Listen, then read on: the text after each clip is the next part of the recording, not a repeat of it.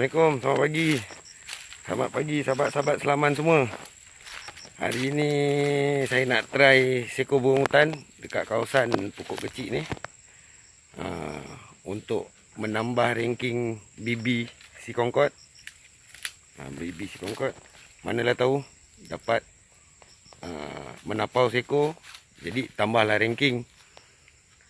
Tapi apa pun, kita cuba dulu. Sebab laman ni adalah laman antarabangsa yang agak sukar nak dapat burung.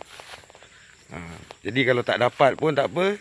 Sekurang-kurangnya kita dapat tengok BB kita beradab dengan burung hutan. Okey. Kita sambung di laman.